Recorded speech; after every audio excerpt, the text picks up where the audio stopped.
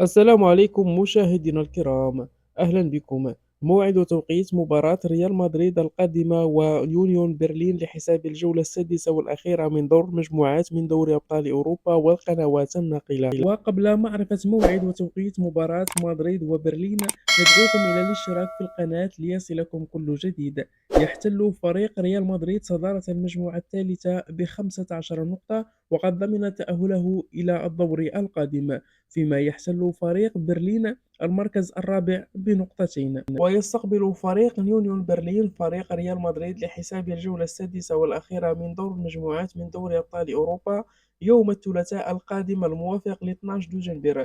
تنطلق صافرة البداية في تمام الساعة 9 بتوقيت المغرب، تونس والجزائر، وعلى الساعة 11 ليلا بتوقيت مصر والسعودية. فيما انتهت مباراة الذهاب بين يونيون برلين وريال مدريد لحساب ريال مدريد بهدف دون مقابل.